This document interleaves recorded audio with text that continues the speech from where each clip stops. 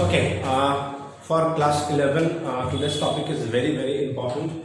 And today we start the second part of the error, and I think it's my fourth lecture for that unit dimension and error. And today I'm trying to complete that this chapter, except you have any doubt and question answer, whatever remain. So in the last class, we see about especially about error, how many types of error is there: significant error, random error, then absolute error, then fractional error, percentage error. So but in this topic we start from if you have two physical quantity with that error form, means the mean value and the absolute error part, and if you add them, what happen? If you subtract them, what happen? If you multiplication, then what happen? If you division, then what happen? If you have that power form, then what happen? And after that we are trying to solve that parallax method and some definition. That is the whole today's part. So let's start with the addition. So suppose we have A is a physical quantity which have a mean part as well as error part, and B we have suppose another physical quantity. So we have mean part as well as error part. We know now that any physical quantity we can represent this way, mean part as well as error part. Now when we add them or subtract them, the first condition is they must be in the same physical quantity. So suppose we add them. So in case of addition, suppose we get a physical quantity x, that means so we have to add this, and if we subtract this, we can subtract in that way.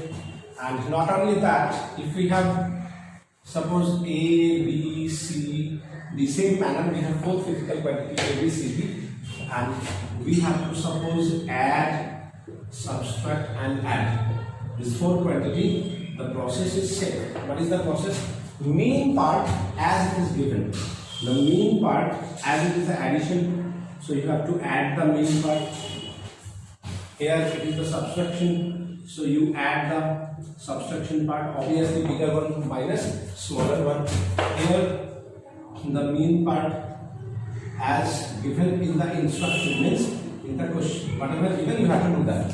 Now in the absolute part, remember, in absolute part you always add in case of subtraction as well as addition. That is the main funda. मतलब तुम्हें add करना हो, subtract करना हो, तुम्हें जो absolute meaning part है इसको ऐड ही मारना है, ऐड ही मारना है.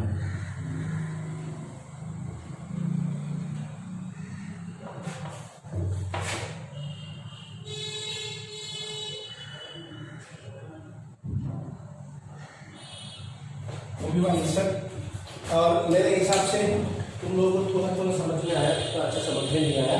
When we go through numerical, then you understand it in better way. किसी को थोड़ा डाउट है कि ये सर क्या हो गया, यहाँ पे सबट्रैक्शन है तो यहाँ पे एडिशन क्यों नहीं हुआ.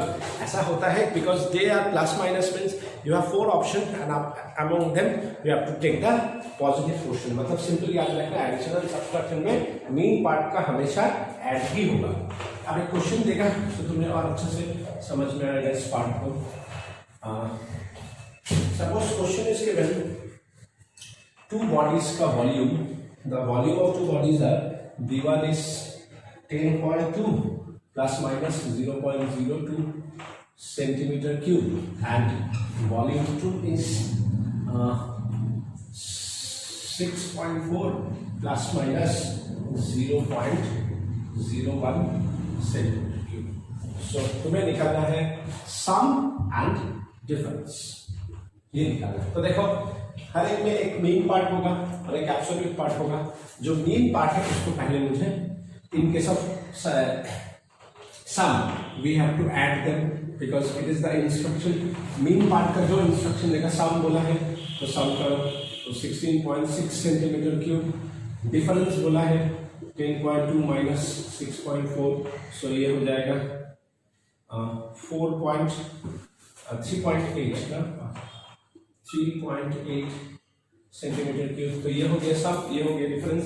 But in both case the mean part हमेशा क्या होगा, ऐड होगा।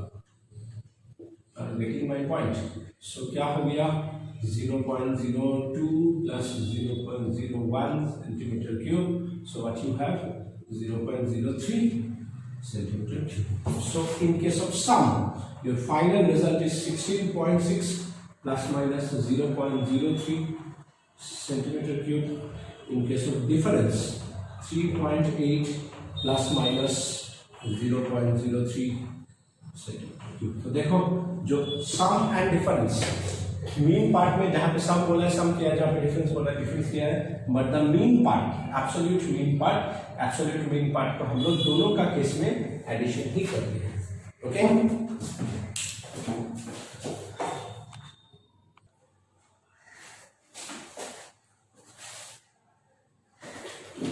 okay, now in case of multiplication and division, suppose x is a into b or x is a by b or x is a b c d. Hope you understand. This one is the multiplication, this one is the division, this one is multiplication and division. In all this they are given you the value of a and b. In for this two they given you the value of a and b, mean part as well as the absolute mean part, and here they given you the a b c d, all four values, mean part as well as the absolute mean part. Now in this type of situation the formula is del x by x, that is equals to plus minus del a by a plus del b by b, and you find out the x by putting the direct value. Del x by x plus minus del a by a plus del b by b, and for this one del x by x, that is plus minus del a by a plus del b by b plus del c by c plus del b by d, means error part we always add. अब देखो x कहाँ से मिलेगा, you have two mean part here, so multiply them, you get the value of the mean part. You have the two mean part, divide them, you get the value. You have four mean part a b c d, put this value a into b, c into by divided by c into d, you get the mean part, and then you put this value. तो देखो इसको एक और बात है, इसको बोला जाता है fractional error, and if you want to convert it into percentage error,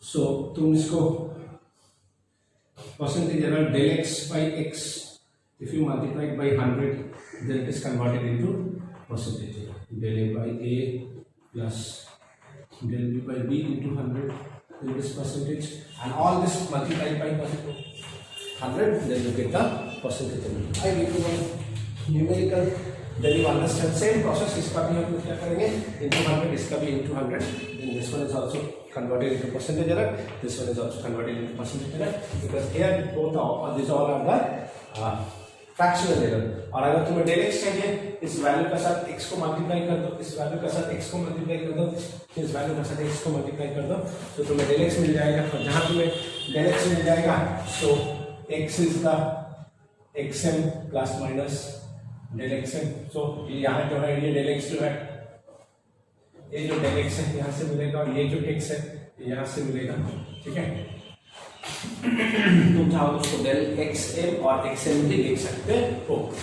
अच्छा, I give you one example. और एक बात, क्योंकि देखो ये काफी बड़ा हो जाएगा, तो इसका कैलकुलेशन भी काफी बड़ा होगा, तो ये x निकाल के फिर उसका x निकालो, del x निकालो, ये घर के करने के लिए बोलेगा।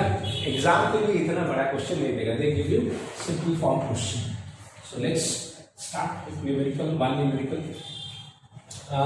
Suppose question, voltage is given 100 plus minus 5 volt, and current is given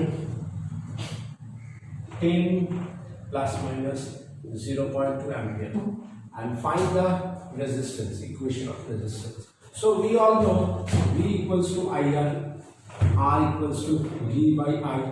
सो देखो इस r का दो पार्ट होगा, इसका मतलब एक होगा मीन पार्ट और एक होगा एब्सोल्यूट मीन पार्ट। सो ये जो वैल्यूज है this are the mean part, as these are the mean part, this one is also mean part and this two also mean part. So what we have to do 100 by 10, ये जो 10 आया that is the mean part। तो mean लिखो नहीं लिखो मतलब नहीं है। So you get the mean part। अब मेरा है फ्रैक्शनल निकालना। तो फ्रैक्शनल निकालने के फॉर्मूला क्या था, rn by rn, और r लिखोगे तो r, that's your choice। तुम्हें समझ में आ रहा है कि ये वाला mean part ये वाला एब्सोल्यूट मीन पार्ट। अब तुम इसको mean लिखो चाहे ना लिखो कोई फर्क नहीं पड़ता है। So that is equals to plus minus del v by v plus del i by i to this. So यहाँ पे प्लस माइनस डेल v कितना है 5 और v कितना है 100 प्लस डेल i कितना है 0.2, i कितना है 10। सो डेल r कितना होगा plus minus 5 by 100 plus 0.2 by 10 into r, and r is how much 10। so what we write 5 by 100 into 10, तो ये कर दिया plus 0.2 by 10 into 10 कर दिया। so कितना आया प्लस एंड माइनस, so ये आ गया 0.5 plus 0.2 that is plus minus 0.7। So what we can write 7 ohm we can write also। so r is equals to plus minus rn is how much 10 plus minus 0.7 ohm, right। और अगर तुम चाहो कि इसको fractional error में लिखोगे तो देखो फ्रैक्शनल एरर में लिखने के लिए क्या था, del R by R, then you get the percentage error. अब तो तुम्हारा पास निकाल ही लिए हो तो तुम डायरेक्ट भी कर सकता था, अब तो तुम निकाल ही लिए हो तो तुम डायरेक्ट कर सकते हो 0.7 बाई 10। अगर तुम्हें इसको परसेंटेज एरर में लिखना था इंटू 100 कर देता तो 0.7 बाई 10 इंटू 100 कर देता। तुम्हें डायरेक्ट यहाँ से भी कर सकता था, इस वैल्यू पे इंटू 100 कर देता, तो सीधा तुम्हारा आ जाएगा। अब हम लोगों ने निकाला क्योंकि निकाला तो वैसे करके भी निकाला। ओके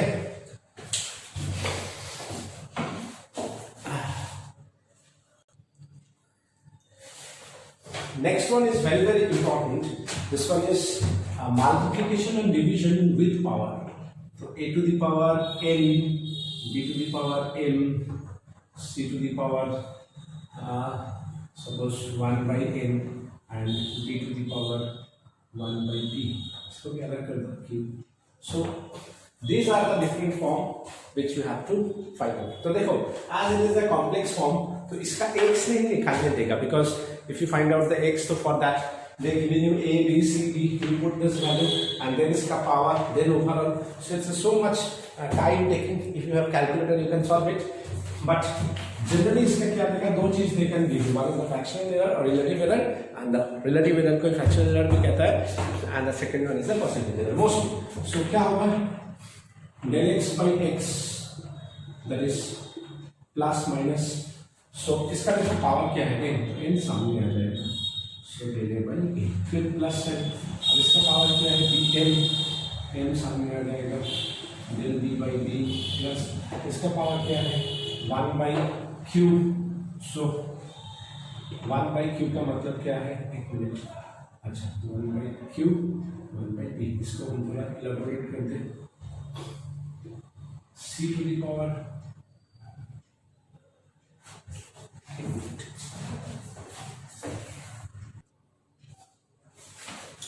कभी कभी हम लोग भी कंफ्यूजन हो जाते हैं, ओके नो प्रॉब्लम। हाँ पावर यहाँ पे आया, इसका पावर यहाँ पे आया, प्लस इसका देखो 1 by Q, so we write 1 by Q del C by C, plus इसका है 1 by T del D by D, साथ में चल रहे तो और ले लो e टू दी पावर 3 या e to the power M N O P S कुछ भी ले लो, so S del E by तो देखो ये थोड़ा ABCDMN वगैरह देने के कारण ये थोड़ा इतना कॉम्प्लिकेटेड हो गया कि फिर मुझे भी सोचने लगा कि ये ऊपर जाएगा नहीं जाएगा. So for formula it is okay. Now if you want to change it into fraction percentage form multiplied by 100 और इस पूरा को multiplied by 100 then you convert it into fractional form. एक छोटा सा क्वेश्चन देते हैं तो ज़्यादा अच्छा समझ में आएगा तुम्हें कि how much easy this type of questions are. Suppose question is given x is a to the power cube, b square, c to the power 2 by 3, b to the power square, e to the power 1. And here given the value a is 2%, b is 1%, C is 3%, D is 3%, and E is 6%. So these things are given. You have to find out the percentage of X. So देखो A का percentage दिया हुआ है मतलब del A by A into 100, B का del B bar and del B by B into 100. Or most of this type of question, in most cases, this type of question, they either give you, either they ask you fractional error और they ask you percentage error. और ये जितना ज़्यादा देगा तो उतना ही chances है कि वो परसेंटेज एरर देगा, और अगर ये जितना कम देगा उतना ज़्यादा चांसेस है कि वो तुम्हें फ्रैक्शनल एरर देगा.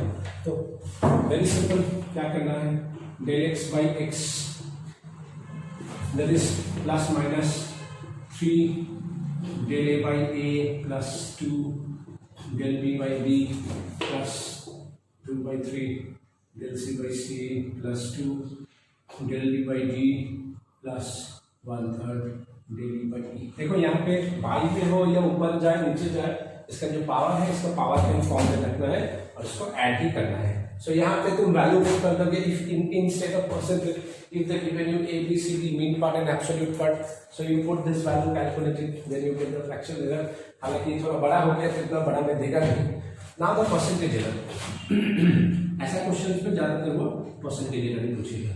सो into 100, so plus minus 3 del A by A into 100 plus 2 del B by B into 100 plus 2 by 3 del C by C into 100 plus 2 del D by D into 100 plus 1 by 3 del E by E into 100. अब देखो ध्यान से del A by A into 100, that is the percentage of A. Del B by B into 100, that is the percentage of B. Del C by C into 100, percentage of C. Del D by D into 100, percentage of D. Del E by E into 100, percentage of E. So now just we can put the value. When we put the value, what we have plus minus 3 B का percentage कितना है into 2% plus 2 into 1% plus 2 by 3 into 3% plus 2 into B is 3% plus 1 by 3 into 6%. So now we have plus minus 6 plus 2 plus 2 था ना 2 plus 6 plus 2%. So plus minus 9 शाखा 9 शाखा 18%. So percentage of X is 18%. तो ऐसा नहीं report करना है, it's an easy thing.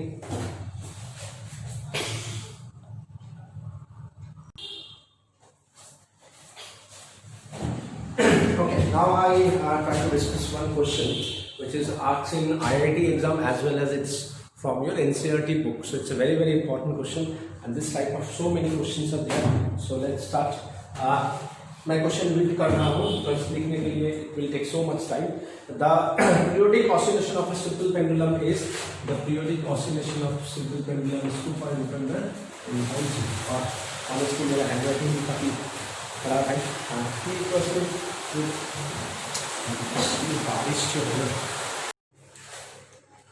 Okay, so now I want to discuss two very important numerical related to error analysis. My first numerical is, मैं इसको question में मैं इसको रीड कर रहा हूँ, ये मैं तुम लोगों को जो हैंड रिटन नोट्स है उसमें भी मिलेगा, तो इसलिए मैं इसको देख के क्वेश्चन टाइम वेस्ट नहीं करना चाहता हूँ.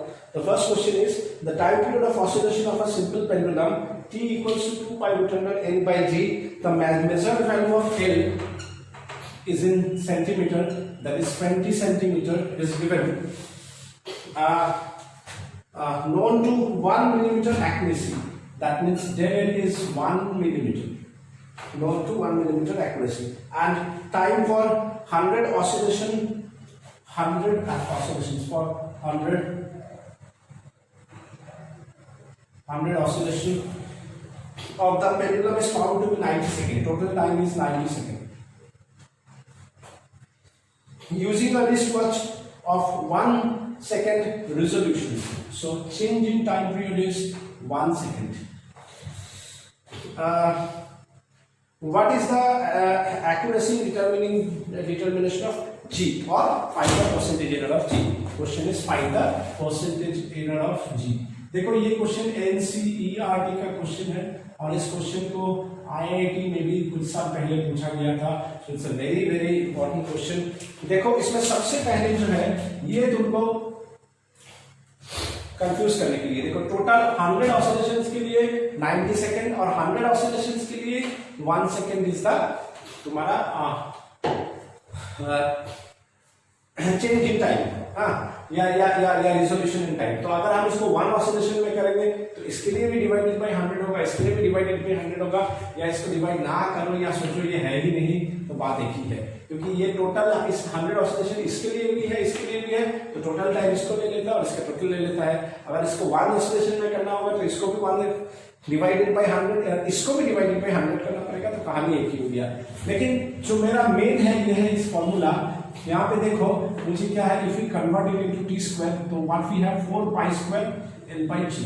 तो मुझे क्या चाहिए, g, that is 4 pi square L by T square. अब ध्यान से देखो ये जो है 4 pi square that is a constant term, और हमें मालूम है कांस्टेंट का कोई एरर नहीं निकलता है because it's a constant value, it's a fixed value. तो वेरिएबल एल एंड टी है, तो इसी का मुझे एरर एनालिसिस से परसेंटेज एरर निकालना है.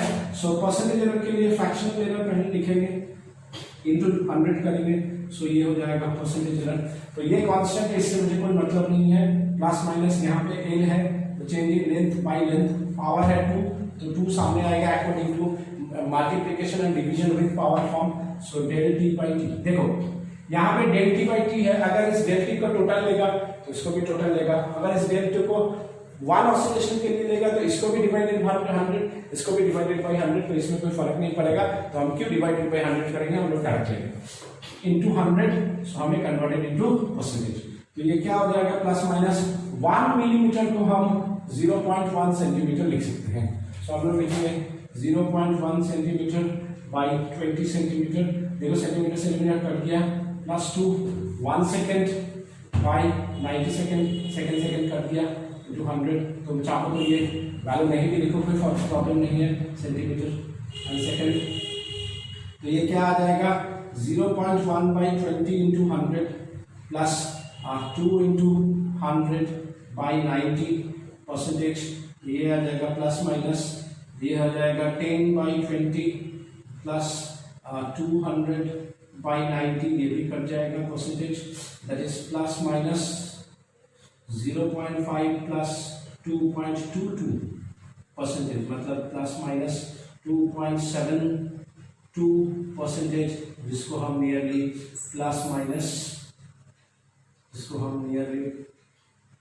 प्लस माइनस 3% हो सकता है. तो ये क्वेश्चन IIT में आया था जिसमें इसको, ये क्वेश्चन IIT में आया था जिसमें इसको राउंड ऑफ फैलो में बोला था कि 1 2 3 4 which is the right option. So the answer is 3% is the right. NCERT में ये इसमें है, सो यू कैन राइट 2.72% और इसको राउंड ऑफ करके 3% लिख सकते हैं. ये क्वेश्चन हुआ. एक और क्वेश्चन आया था इसके ऊपर, that question is also very important. क्या सेम टाइप का मैं एक और क्वेश्चन दे रहा हूं, क्योंकि इस तरह का क्वेश्चंस बहुत सारा क्वेश्चंस में देता है. ध्यान रखना है क्या दिया हुआ है और क्या चाहिए. जो चाहिए उस फॉर्मेट में मुझे क्वेश्चन को रीअरेंज करना है और उस हिसाब से देखना है कि मेरा मल्टीप्लिकेशन और डिवीजन कितना कितना का पावर का है, उस हिसाब से मुझे करना है। तो देखो the second question is sigma is given pi small r square capital R by capital L। The specific resistance sigma, specification मतलब resistivity of a thin wire of radius r centimeter, radius जो है in centimetre है, capital R resistance in ohm है, अच्छा, and length in centimetre, L जो है in centimetre में है, is given by the equation, ये इक्वेशन दिया हुआ है, ठीक है। If R is given how much 0.26 plus minus 0.02 centimetre, तुम्हारा R जो है 32 प्लस माइनस 1 ओम और L जो है that is 78 plus minus 0.01 centimetre. देखो R दिया है, स्मॉल r दिया है, रेडियस दिया हुआ है, लेंथ दिया है, L दिया है और तुमको स्पेसिफिक जो रेजिस्टेंस है उसका percentage, find the percentage in specific resistance. तो मुझे माना क्या है इसका, तो देखो सिंपल फॉर्मेट में है, ये मेरा कांस्टेंट है, इससे मुझे कोई मतलब नहीं है, तो हम सबसे पहले क्या करेंगे, del sigma by sigma into 100, मेरा परसेंटेज फॉर्म आ गया। अब मैं लिखूंगा प्लस माइनस एरर फॉर्म में आ गया, r का पावर 2 है तो सामने आएगा del r by R plus capital R है तो del r by R plus L है so del L by L into 100%। अब देखो वो किसी ना किसी फॉर्म में मीन पार्ट और absolute mean part, mean part absolute mean part, mean part absolute mean part, absolute mean part by mean part, absolute mean part by mean part, absolute mean part by mean part. So they given you all the information, you just calculate it. So plus minus 2 into देखो 0.02 by 0.26 plus 1 by 32 plus 0.01 by 78 into 100%, that is plus minus कितना आएगा 0.15 plus 0.03 plus 0.0001 into 100%, ये जो आएगा plus minus 0.1801 into 100%। अब देखो मेरे को जो है एक पर्टिकुलर वैल्यू में चाहिए, सो तुम इसको प्लस माइनस 18.01% लिख सकते हो, तो in approx 18%, approx around of mean 18% आ गया। सो इस तरह का क्वेश्चन वेरी वेरी इंपॉर्टेंट है। मैंने तुम लोग को जो होमवर्क है उसमें भी इसके ऊपर बहुत सारा क्वेश्चन दिया है, और भी सब है वॉल्यूम के फॉर्मेट में। वॉल्यूम मतलब अगर पाई के फॉर्म में लिखोगे किसी मोनोस्फीयर का वॉल्यूम तो 4/3 पाई r क्यूब, अगर डायमीटर दिया है तो d/2 का होल क्यूब, तो सब कांस्टेंट बाहर आ जाएगा, d to the power cube है तो पावर सामने आएगा, उसको करोगे। एरिया दिया है इनटू लेंथ दिया है तो pi r square into l, तो r स्क्वायर एक वेरिएबल है, l वेरिएबल है, बाकी सब कांस्टेंट है, तो 2 del r by r into plus del l by l value put कर दो। तो इस तरह का बहुत सारा क्वेश्चंस देख रहे हैं, अच्छा से देखो इसके ऊपर हम लोग बाकी बाद में करेंगे।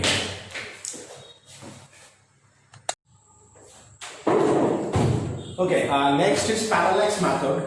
That method is very very important to measure distance of a very large distance object. Means especially we use this method to measure the distance of the stars or planet from Earth. So what happened? Suppose this one is any planet, like suppose this one is our Earth, ये हमारा अर्थ है जिसका radius suppose r है। तो अगर हम देखें ये दो डायमेट्रिकली ऑपोजिट पॉइंट है, नॉट नेसेसरी कि डायमेट्रिकली ऑपोजिट लेना है, हम लोग कहीं से भी ले सकते हैं, लेकिन यहाँ पे हम लोग दो डायमेट्रिकली ऑपोजिट पॉइंट लिया और यहाँ पे एक स्टार या प्लैनेट है, मान लो ये अर्थ है और ये एक स्टार और प्लैनेट है। तो हम यहाँ से एक इसको देखा और यहाँ से फिर देखा और इस दोनों का बीच का जो एंगल है, let the angle is theta, let the angle is theta.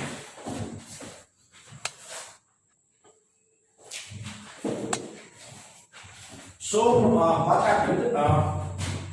This one is a point A and this one is another point B, and this distance is S. So as this is a very large distance, that distance is very, very large, so this angle is very, very small. And if we suppose you draw a line, so what happened now, ये क्या करेगा, फिर और half हो गया, और ये जो है ये क्या हो जाएगा, half of the diameter b/2. तो इसका मतलब देखो ये और छोटा एंगल हो गया. तो और छोटा एंगल होने के कारण अब ये जो दोनों लाइन है, ये दोनों लाइन ऑलमोस्ट इक्वल मतलब ऐसे करके समझो, मेरे पास 1 करोड़ रुपया है और किसी ने बोला मेरे पास 1 करोड़ 1 रुपया है, तो कोई 1 करोड़ 1 रुपया नहीं बोलेगा. सो क्या बोलेगा, 1 करोड़ रुपया ही बोलेगा. सो 1 करोड़ रुपया का रिस्पेक्ट में 1 रुपया इज नेग्लिजिबल. तो यहाँ पे क्योंकि इसको नेग्लिजिबल हम मानते हैं कि the theta is very very small, तो ये दोनों एंगल, ये दोनों डिस्टेंस ऑलमोस्ट सेम है, और ये दोनों डिस्टेंस ऑलमोस्ट सेम होने के कारण इसको लगभग इक्वल मतलब पैरेलल बोला जाता है. मतलब ये लाइन और ये line they all are same distance, इसलिए इसको पैरेलैक्स मेथड बोला जाता है.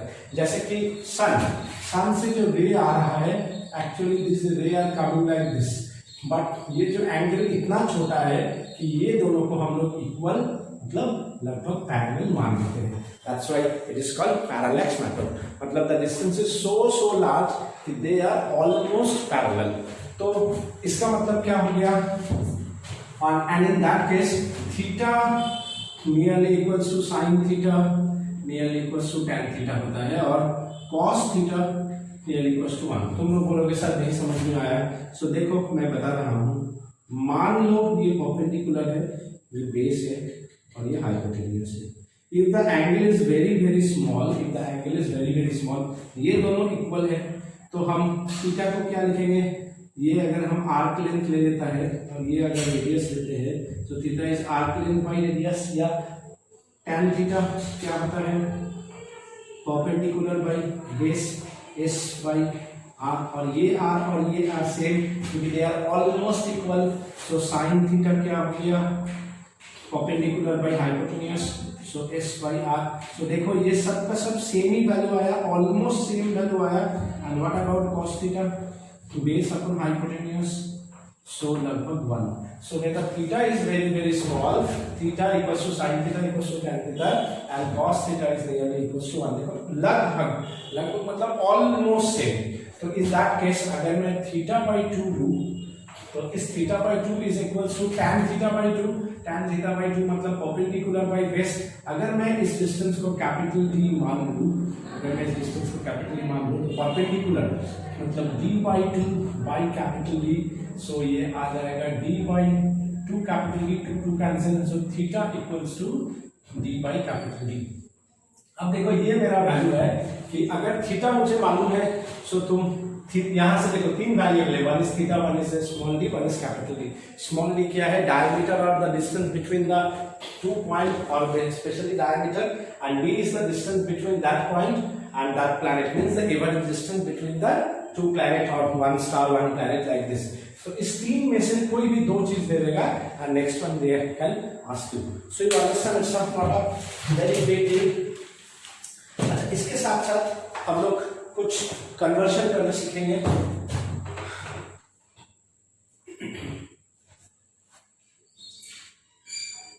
देखो अगर मैं लिखूं 360 degree, that is 2 pi radian, that is 2 into 3.14, that is equals to 6.28 radian. So 1 degree is 6.28 by 360, that is 1.75 into 10 to the power minus 2 degree. अब देखो 1 degree is 60 minutes. So 1 minute is how much? 1 minute is 1.75 into 10 to the power minus 2 by 60, which is equals to 2.9 into 10 to the power 4 radian. अब देखो 1 minute is 60 second. So 1 second is how much? 1 second is 2.9 into 10 to the power minus 4 by 60, which is equals to 4.85 into 10 to the power minus 6 degree. So these values are very, very important when you want to convert from one form to another. So 1 degree is kitna radian? Kitna radian. 1 minute is kitna radian? Kitna radian. 1 second is kitna radian? Kitna radian. You have to remember this value. हम इधर side में लिख देता है, easy होगा. 1 degree is 1.75 into 10 to the power minus 2 radian. 1 minute is 2.9 into 10 to the power minus 4 radian, and 1 second is 4.85 into 10 to the power minus 6 radian.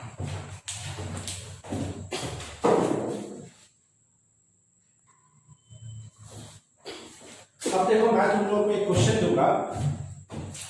Now we know theta is d by du. Now we know this conversion. 1 minute is 1 degree is that much radian. 1 minute is that much radian. 1 second is that much radian. Now the question is that the moon is observed from two diametrically opposite position A and B on Earth. The moon is observed from two diametrically opposite position A and B on the Earth.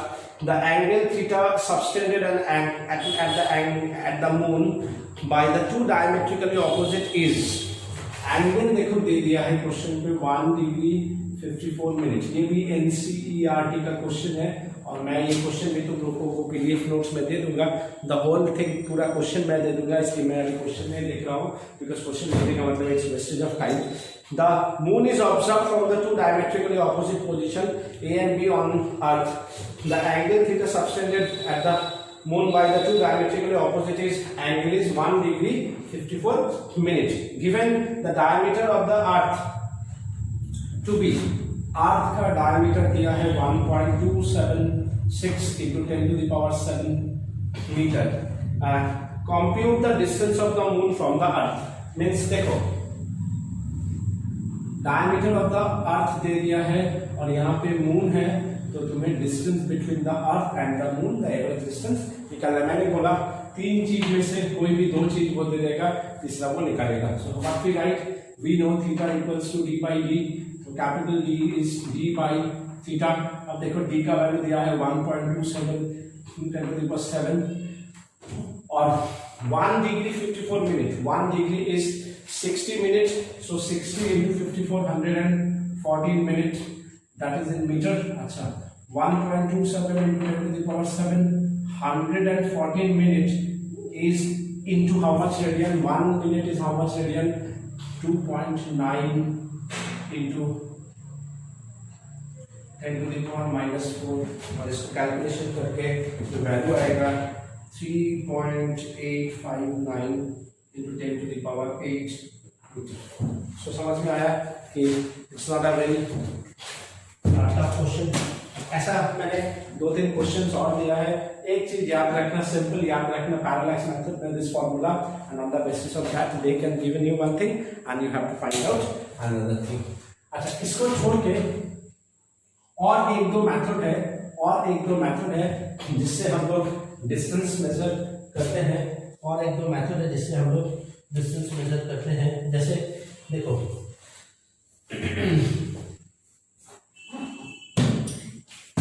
Laser method, radar method, reflection और echo method. Number 1 echo method,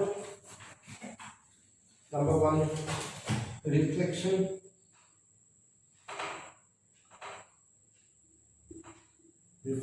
और echo method. Number 2 laser method. Number 3 is the radar method.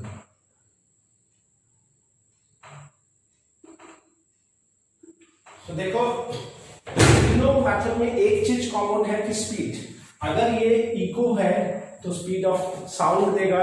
अगर हम लोग reflection light का लेगा तो speed of light लेगा. अगर स्पीड ऑफ साउंड लेगा so they give you the value of the speed of sound कि एयर में मान लो 500 मीटर पर सेकेंड, वाटर में 700 मीटर पर सेकेंड, या एयर में 340 metre per second, they given you the speed of the echo on that medium. और अगर light लेगा so they don't say anything, light माने 3 × 10⁸ velocity of light c is 3 × 10⁸ metre per second. Laser method में, laser में electromagnetic wave use होता है, electromagnetic wave का जो स्पीड है 3 × 10⁸ मीटर पर सेकेंड।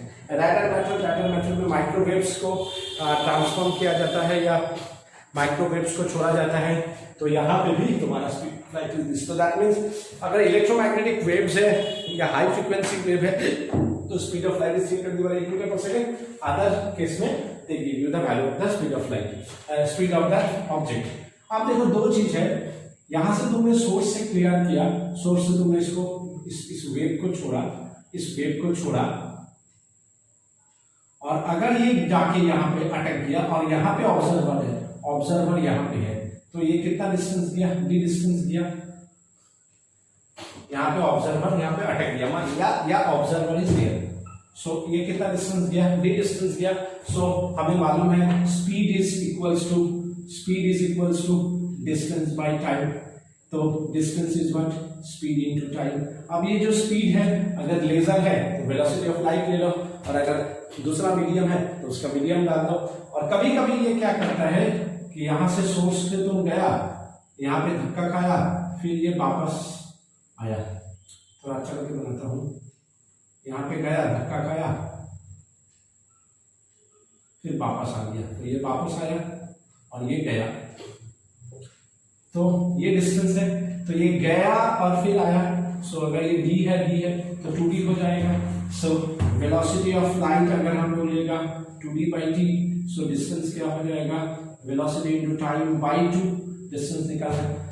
समझ में आया, गया आया, तो यहां से इसका डिस्टेंस माने सोर्स से उस ऑब्स्ट्रक्ल का डिस्टेंस क्या है, c × t/2। जैसे डॉल्फिन क्या करता है, समुद्र के नीचे वेव क्रिएट करता है, जिसको बोला जाता है सोनार।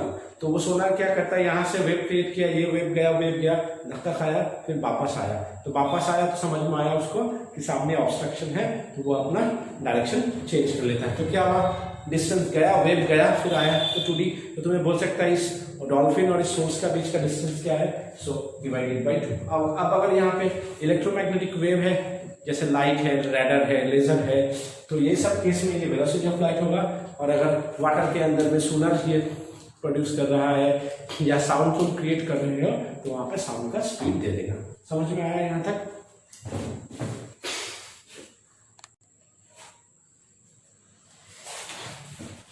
After that, see, you have some definitions which is very, very important. The first definition is light year. So light year definition कैसे करोगे? Distance traveled by the light in 1 year is called the light year. So कितना distance travel करोगे? Distance देखो, speed equals to distance by time. So distance is the speed into time. तो speed into time, speed क्या है? 3 × 10⁸ metre per second, और time 1 year मतलब 365.25, क्योंकि 4 साल में एक लीप ईयर होता है। अब ये हो गया 24 आवर, अब ये हो गया 3600 सेकेंड। सो क्योंकि ये मीटर पर सेकेंड में है, इस पूरा को सेकेंड में कन्वर्ट किया, और इसका जो वैल्यू आएगा दैट इज 9.467 × 10⁻15 मीटर। तुम अप्रॉक्स 9.5 × 10⁻15 मीटर अप्रॉक्स ले सकते हो। अच्छा, इसके बाद है next very very important is astronomical unit.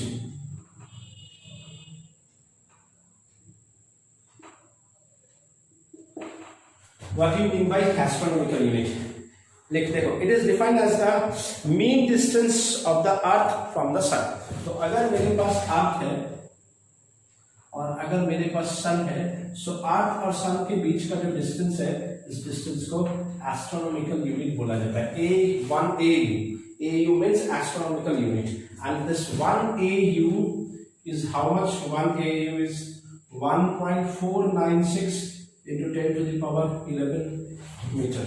1.496 into 10⁻11 meter. That is the astronomical unit और distance between the average distance between the sun and the earth. इसके बाद एक और वेरी वेरी इंपॉर्टेंट क्वेश्चन देता है, that is parsec. Parsec ACC, और इसको बोला जाता है पैरालैक्टिक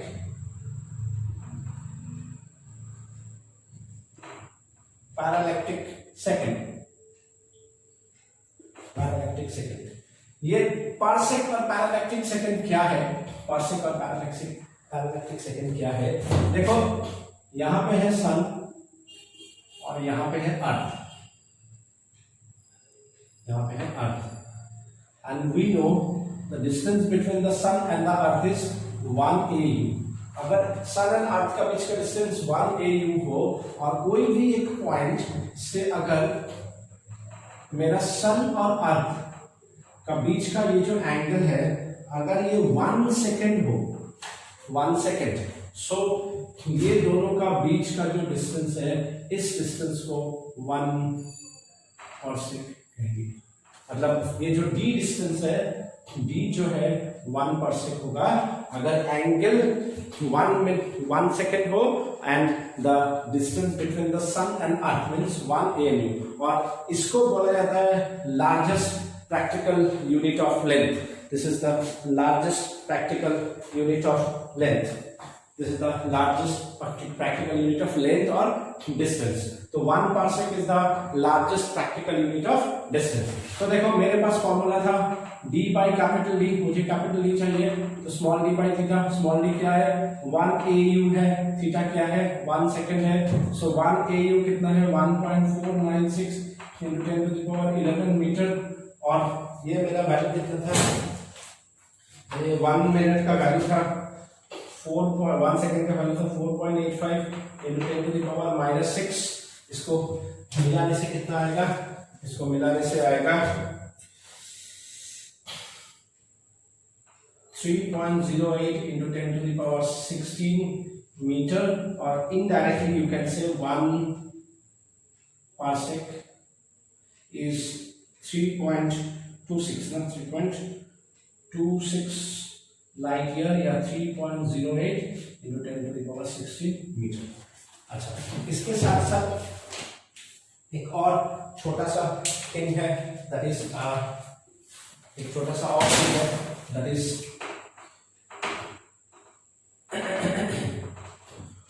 इसको कहा जाता है 1 चंद्रशेखर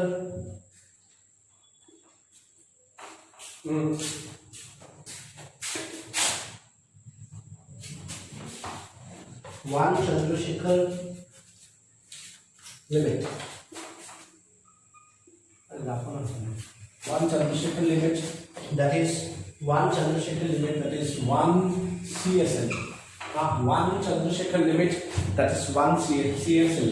ये भी बहुत ही इंपॉर्टेंट है, कभी कभी पूछ देता है कि what do you mean by 1 CSL और 1 Chandrasekhar limit। ये है, this is the largest unit of mass, और ये ज्यादा इंपॉर्टेंट है इस नाम के कारण, क्योंकि ये नाम चंद्रशेखर है जिनको नोबेल प्राइज मिला था, और ये एक इंडियन है, तो हम इंडियन को इसके ऊपर नाज है, तो इसके ऊपर हम लोगों को क्वेश्चन आ सकता है कि what do you mean by 1 CSL, ठीक है। And that is the largest unit of mass, और इसका मास कितना है? 1.4 times mass of the sun, mass of the sun. So practically ये तुम्हारा error up to unit dimensional error का part है। मैंने यहाँ पे सिर्फ एक पार्ट को छोड़ दिया है, वो है स्क्रू गॉज या वर्नियर कैलिपर, मतलब ये जो इंस्ट्रूमेंट है, इस इंस्ट्रूमेंट का लीस्ट काउंट, इंस्ट्रूमेंट का हम लोग मेजरमेंट कैसे करते हैं, उस पार्ट को हम लोगों ने छोड़ दिया है, क्योंकि विदाउट प्रैक्टिकल इसको समझाना थोड़ा मुश्किल है। तो जब हम लोग का नॉर्मलाइज क्लास खुलेगा, तो अगर मेरे पास वर्नियर कैलिपर या ये सब रहेगा, हम तुम लोगों को सामने दिखाएंगे, या स्कूल में होगा तो सामने दिखाएंगे। यहाँ पे मेरे पास भी वो सब कुछ भी नहीं है, सो उसको दिखाना थोड़ा मुश्किल है, इसलिए हम लोगों ने उस पार्ट को छोड़ दिया है। बाकी ये पूरा ऑलमोस्ट कंप्लीट हुआ। और मैं कोशिश करूंगा और एक वीडियो बनाने का जिसमें हम लोग बहुत सारा numerical related to all topic हम लोग क्वेश्चन करने का सॉल्व कोशिश करेंगे। लेकिन उसके पहले हम लोग तुम लोग को पहले तुम लोग को कुछ क्वेश्चन देकर रिलेटेड टू द टॉपिक, हर एक टॉपिक का एक दो तीन करके क्वेश्चन रहेगा। कुछ इंपॉर्टेंट टॉपिक के ऊपर उससे ज़्यादा क्वेश्चन रहेगा, वो तुम लोग सॉल्व करोगे, मुझे व्हाट्सएप में भेजोगे, फिर मैं उसका एक डिस्कशन क्लास रखूंगा। और नॉर्मल जो डाउट क्लियरिंग क्लास में होगा ही, उसके साथ मैं एक न्यूमेरिकल का भी सॉल्विंग का वीडियो तुम लोग को सेंड करूंगा। सो तब तक थैंक यू, बाय बाय।